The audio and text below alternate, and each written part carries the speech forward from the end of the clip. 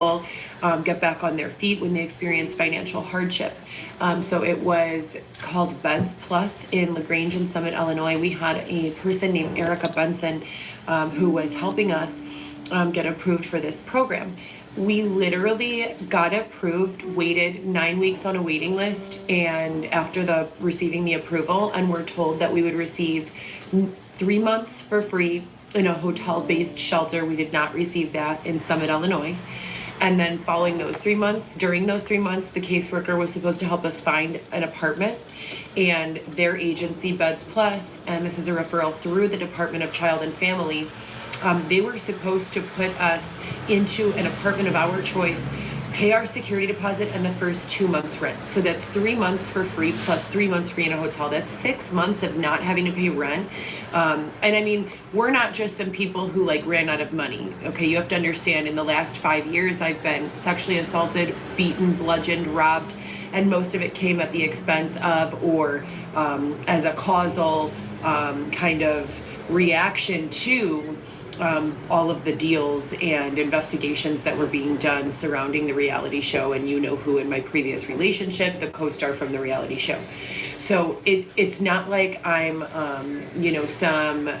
just fly on the wall. I'm an active person in my life, doing my best to make decisions effectively, dealing with a lot of other interest and a lot of other stakeholder interest, which results in a lot of, either for sure results in nefarious third-party interaction or intervention, or it gives the potential for high risk of such. So it's Christmas now. Weston is 10 months old. I'm still fighting everything in court, all of the things that they've said about me. We've gone to court 8 or 9 times now. I filed an emergency motion to vacate back in April. It still has not been heard. We have another court coming up in January. Every single time I'm with my child, I do my best to just take everything from my own childhood and everything from the childhood of my big 3 kids that I was able to do for them, the tradition, the holiday traditions, the beliefs, the morals, the values, the ethics, the manners. I just try to make the best out of those 2 to 4 hours 3 times a week. Or 2 to 6 hours each week that I get with my son. He's a baby, and just use those little times to create memories. When the kids were little, I would host, or we would go to my family members for every holiday and birthday. We never spent them alone or separated. I have 3 other children: Viviana, Lewis, Alexis, and Weston are my 4 kids. Weston is 10 months old, actually. He turned 10 months on the 19th of this month. Alexis is 11, Viviana is 18, Lewis is 16, and they've never known Christmases like this. So we believe in Santa in my household. That means that on Christmas Eve, the kids go to bed early and they wake up in the morning to a bunch of gifts underneath the tree. We put out cookies for Santa and carrots for his reindeers. And in the morning they come down and the cookies have been eaten by Santa, of course, and the carrots have been nibbled on by the reindeers, of course, and they open up their gifts, and that's how we do Christmas. And then we go spend the day with my grandma. The kids call her Gigi. We haven't been able to do that for the past 4 years. 2019, the holiday season from 2019 to 20 is the last time I really experienced normalcy with my family members.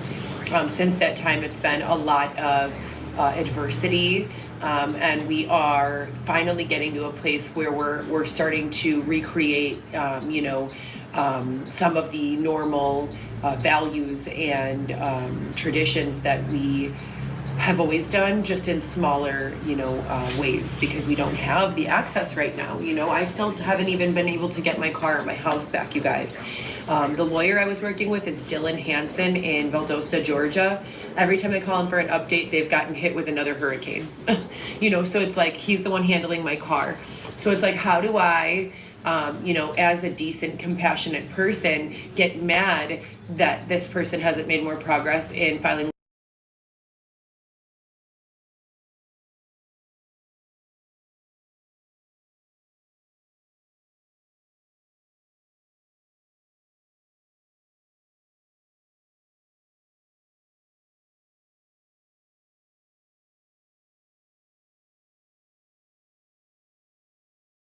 progress in filing lawsuit over my that I've ever had. You know, was a 2-bedroom apartment for my family and I. So I'm trying to get back there, and every single day is, you know, a new. When I wake up in the morning, I literally feel like I say to myself, like, another production, you know, like, here we go. Like, I feel like there are so many people watching and rooting either for or against, and so much just meddling, like nefarious meddling, as well as meddling for well-intended purposes, or qualified people who can actually help are meddling as well. So there's a lot of everything going on, and I'm doing my best to just keep on making the quality of time I have with each child the best. I'm very concerned about my daughter. I wanted to be in my own home prior to the time that she had her child. She is 7 months pregnant. I did put Xavier and I went to view an apartment, and I put a deposit down on one, and I have this place, and I'm thinking of, you know, possibly keeping both places. I haven't decided fully yet, but I need to have a place that if my daughter needs to go to my apartment, if she's not going to stay with her uncles or her dad or her boyfriend or her whoever, like, I need to be able to give her that space. So I have it for, you know, for me, but in an emergency, it would be for her, and I could just come back here. Like I said, you guys, this is not what I'm used to. This is not my life, you know, as normal. I really, really, really want to get back to a space where I'm completely independent, and that means transportation-wise, I need my own vehicle, you know, I need a place that's large enough for my entire family, and then I need someone who can help me look back at the last 5 years and just clean it all up. You know, I was jumped and stabbed by several people. I was jumped by a man with a tire iron. Rather than receiving restitution for those attacks, those people went to jail, and I was never even informed that there was a court date. I was not able to testify, nothing. So, you know, and those are 2 isolated incidents. I was attacked and beat up by a 40-something-year-old male officer who was in body armor with a gun, you know, while I was 4 months pregnant with Weston. These are real things that took place with witnesses and video evidence, you know, so they all need follow-up. The allegations against me continued and remain my mental health, nothing else. Everything else has been disproven. So they're saying that even though my doctor already testified there's nothing wrong with me, in writing and verbally showed up to court, they're still saying that they don't trust my mental health, and that I have something wrong with me that will prevent me from taking care of my child, which is not the case. Plain and simple, it's just not true. I've had 4 psych evals. All of them have come back with nothing wrong with me, and now they've scheduled another one for January. So this is going to be my 5th evaluation. They're doing the same thing with Xavier. It is illegal. It is a violation of my human and civil rights to force me to continue seeing doctors that I know I don't need to see for conditions I know I don't have. I do want to sue these people. I do think that they are corrupt. And I do think that they deserve to serve time for what they've done. Taking away, I can think of no bigger crime than imprisoning someone's free will. You know, and I'm not talking about based on situations like what I've gone through where I resulted in being sexually assaulted for a roof over my head for the night. I'm not even talking about that. I'm talking about using someone's children or family members. If you are a government or you are an entity of authority, and you are promising that if someone doesn't do X, Y, Z, you are going to harm their family members, we need to be cracking down on that, like, immediately. That should not be permitted. That type of power flex and power struggle and little man syndrome, as I refer to it, and that can happen with women too, for people who get a tiny, tiny little breath of power and now they're abusing everyone around them. That is what I have experienced. Wayne Jakowski is the state's attorney in the state of Illinois out of Skokie for public corruption. He got on the phone with the state's attorneys and verified that everything that they referred to me being paranoid about was actually not paranoia, was actually truth. He said that during our trial, like, this man called and admitted it all. So I'm not allowed to tell you guys what the judge says or what she orders or what we're supposed to be doing or what the outcomes are, which I also think is illegal, you know, in a violation of my amendments of my civil rights. But we're doing Christmas gifts now, so our visit was canceled last minute. We were halfway there to see Weston, so we got all the way to Cumberland I got him a tablet. We got him this little puzzle shape sorter. His dad wanted him to have this, so I got him these action heroes, a little Winnie the Pooh because he's my little snuggle, this little Christmas sweater, a couple of outfits. This is from, this hat and mittens from Nike, a 6-piece set from Carter's, which is like the traditional, the onesies, 2 long sleeve onesies, 2 short sleeve onesies, and then 2 pairs of pants. Little brother. Roarsome. He's always going in our visits. And then I got him an outfit from Nordstrom. Super warm and comfy. And then I got him an outfit from Kohl's, Jumping Beans. I absolutely love this for him. He looks like a little grown-up in these colors. I love neutrals on him.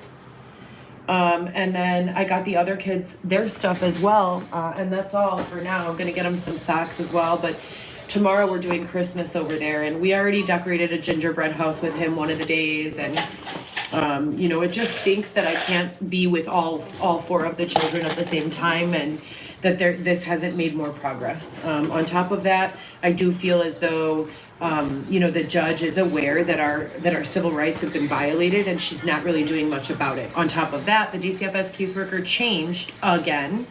And the transportation drivers and everyone will change again because their lives are changing, and so there is no continuity with the casework. And I think that that's probably a huge issue. The fact that we have the internet now and we can expose these people, places, and things for what they really are and who they truly are and the way that they're harming others. And DCFS is a perfect example of such. And then I got myself a little Christmas gift. Matches Weston. But, it needs to stop, and it has not stopped at all. And I've been as candid as possible without literally obstructing justice and violating a court order. I'm going to give details, as soon as all of this goes on. But what they're doing to me, you guys, if you allow this, if you think this is acceptable in your country, if you think it's acceptable that someone can say, no, you cannot have access to public, shelters, no, you cannot have access to employment or income. Yes, we are going to steal your living child from you at 3 days old. Yes, we are going to allow strangers who refuse to identify themselves to call anonymously and make allegations against you that cost you your child. All of these things are third world problems. This is not something of the United States of America. We have a Republican president now that just came into office, and I'm very eager to see the changes in the way DCFS is run because it has been disgusting. I mean, they've got people who are employed who are clearly mentally challenged, who are dressing like women when they're men, dressing like men when they're women. They've got those people working as transportation drivers, people who are confused about their gender and sexuality. These are the people who are providing care for these kids in the DCFS system. These are clearly victims of sexual abuse in their child lives, if not currently. I mean, what causes these issues of sexual deviation and gender orientation issues? It's sexual abuse at a young age. So, and now we've got these people being employed. So there's just a lot going on at DCFS, you guys, that needs to be addressed. It's sick, it's disgusting. My child definitely doesn't need to be a part of it. I don't need to be a part of it. It's sick, like it's fucking sick. Anyways, I just wanted to check in. I have the rest of the kids' stuff over there. I pretty much just got everybody the same thing, like 4 or 5 outfits, or 3 to 5 outfits, some shoes, house shoes, socks, underwear, stuff like that, hygiene stuff. So I'm gonna sign off. I just wanted to give a little update and a for the record. I love the fact that as I move on in life, these updates are forever. This is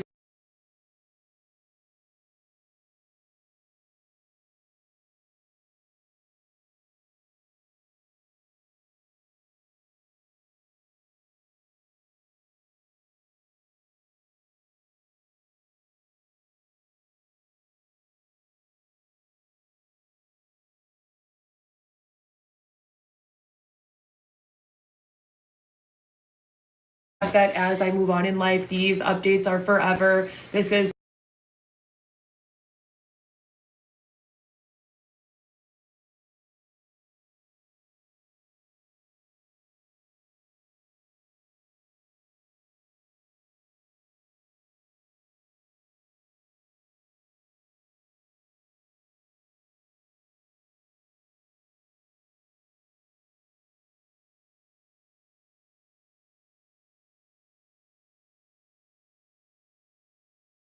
that as I move on in life, these updates are for that as I move on in life, these updates are forever. That as I move on in life, these updates are forever. This is the truth every time. I just want to move forward. I want the parties responsible for this oppressive, conditioning to be held accountable and responsible, and that's it. So, you guys, Merry Christmas, Happy Holidays, whatever you guys do. Thank you so much for following with me. I've been, advised by people who care about me or who pretend to care about me or who appear to care about me that I should, limit my time on social media discussing the issues. So I've been on social just very, superficially sharing products, and giving, some updates on where I've been and what's been going on, but I have not been on as much as I usually am, and that's, intentional. So while we're in the court shit and, this is continuing, I just want to, make sure that I do update the record. Also, they completed a parent capacity assessment that is 90% fraudulent, and I can prove it. All we need is our flight manifestos, which are public knowledge. They're trying to say all sorts of lies. So I do need some help, you guys. I do need some support. I hope that the Republican Party, as I said, is ready to close down DCFS and start incorporating the use of artificial intelligence and other technologies that we have to give these children and families the lives that they deserve. All right, you guys, have a great day.